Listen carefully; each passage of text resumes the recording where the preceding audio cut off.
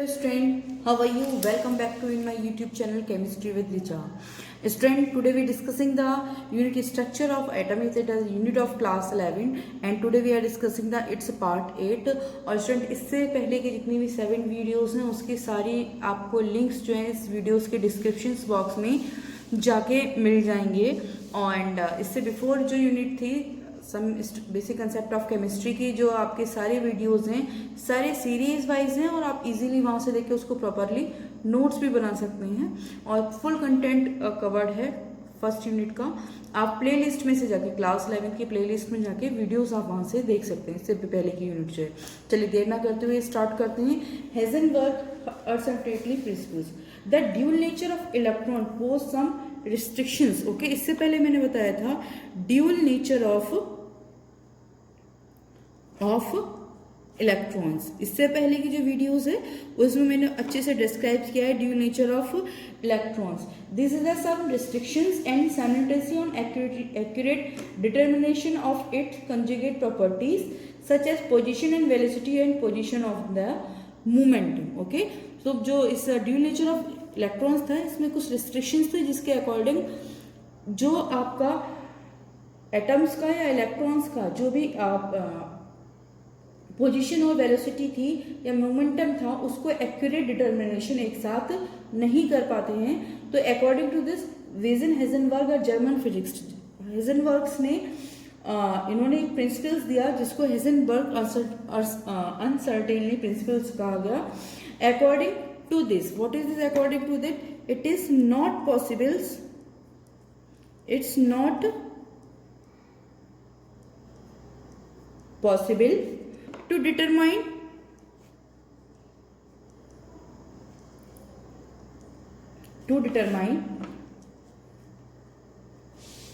simultaneously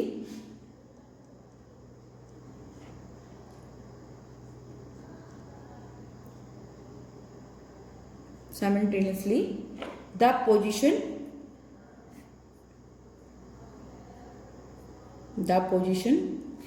and the momentum of a moving microscopic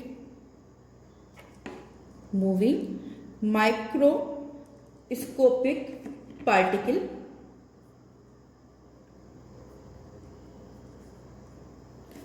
with absolute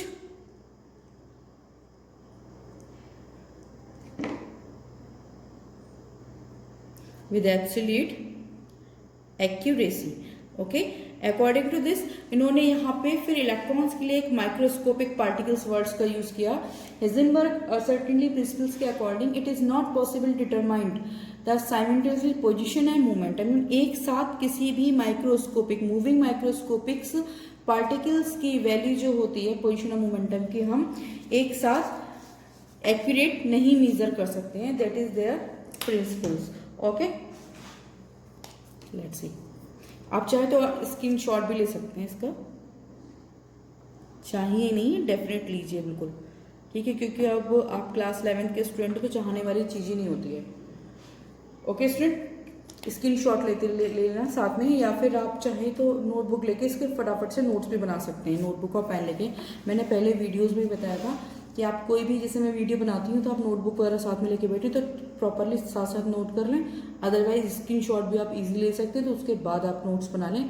आपके लिए अपने hand written notes भी हो जाएंगे और आपको याद करने में ईजी भी होगा और कंसेप्ट भी आपके ईजिली क्लियर हो जाएंगे. चलिए, और इसमें एक चीज़ और, आप जो है वीडियोस को जितना शेयर कर सकते हैं और अपने स्टूडेंट हैं या जो भी आपके फ्रेंड्स हैं ज़्यादा से ज़्यादा शेयर कीजिए, आगे फॉरवर्ड कीजिए और सब्सक्राइब कराइए. ठीक है, चलिए. If I am taking if okay, delta is the uncertainty determination of the position. Okay,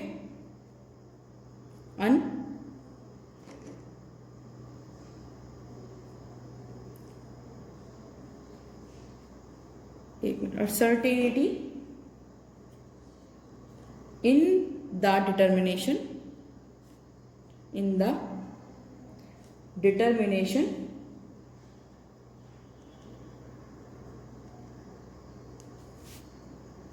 of position.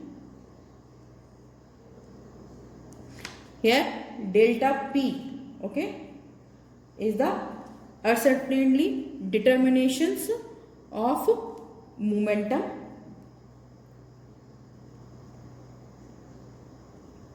तो यहाँ पे डेल्टा एक्स जी का जो असर्टेन पोजीशन है and delta P is the ascertain momentum. देखिए मैंने यहाँ पे कॉमास लगाए हुए हैं तो आप समझ जाइएगा ये ऊपर वाला यहाँ तक है आपका सेम, यहाँ तक, फिर पोजीशन आपको ऐसे उतार लेना है. Okay, so according to the Heisenberg principles, so delta x multiply delta p momentum is less than और greater than, is greater than or equal to delta h upon 4 pi. Here 4h is Planck constants, 4 is Planck's, h is Planck constant. Okay, it is the Heisenberg uncertainty formula. So we also can express this also. Let's see.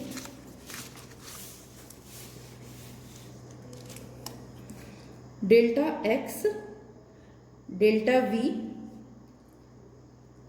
greater than or equal to h upon 4 pi m equal to, क्योंकि p equal to होता है M V M, तो इसको हम लिख देते हैं where v is the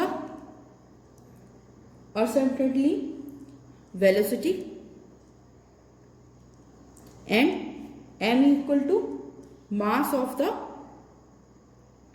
particles. Okay, so it is clear with the this equations. अगर आप इस equations के according देखेंगे तो the minimum the uncertainty simultaneous determination of the position and velocity is equal to, minimum जो position या velocity होगी वो equal to होगी h upon 4 pi m के.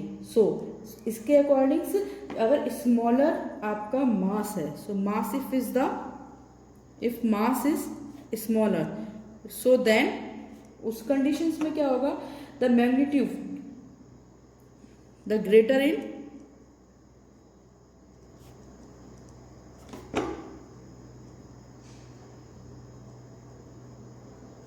Magnitude of uncertainly. Okay, so position of the x is very small. So अगर मास ज़्यादा होगा, आपका मास स्मॉल होगा तो इसकी पोजिशन कैसे हो जाएगी, ज़्यादा हो जाएगी. And the delta we is large, so hence the smaller mass of particles greater in magnitude ascertain and more of delta x is very small. अगर मान लीजिए डेल्टा x very small है तो position of particle is more less exactly and delta v larger. If I am saying that ascertainly the determination of velocity would be large. Similarly तो velocity कैसे हो जाएगी इस कंडीशंस में, अगर mass small है तो आपकी वेलोसिटी भी कैसे हो जाएगी, लार्ज हो जाएगी. ओके, सो अभी हम देखेंगे the electron is very small particles. अगर आपका एम जो होता है इलेक्ट्रॉन का जो मास होता है बहुत ही ज़्यादा लेस होता है, अगर मैक्सिमल मास होता है it is m of the electron. ये mass of electron equal to कितना होता है, 9.108 मल्टीप्लाई 10⁻⁻28 ग्राम होता है. So according to this formula, so delta x multiply delta v equal to greater than और equal to 6.626 multiply 10⁻⁻27 upon 4 multiply 3.17. यहाँ pi की value हम 3.17 लगाएंगे and the mass is 9.108 and 10⁻⁻28. So it is the greater than और less than, the value of delta x and delta v is greater than 0.579 hertz second per gram. Okay, the value is very large in the comparison of dimension of characteristic of the quantities of electron and cannot be neglected. Hence it may be calculated that the position and velocity or movement of an electron can be never be determined simultaneously and accurately. चलिए आप इसका चाहे तो screenshot ले लीजिए. Yes, इसको पहले मैं ऊपर कर देती हूँ. ओके, चलिए अब according to this we discuss about numerical. इस पे बेस्ड एक न्यूमेरिकल डिस्कस कर लेते हैं. Let's see. Calculate the uncertainty in momentum of an electron if uncertainty in its position is 1 angstrom 10 meter per 1 angstrom. तो 1 angstrom की value जो है 10 की पावर -10 मीटर होती है. फिर से आप क्वेश्चन देख लीजिए. Calculate the uncertainty in momentum of an electron if uncertainty is its position is 1 angstrom 10 की power -10 meter. According to Heisenberg constant, delta x multiply delta p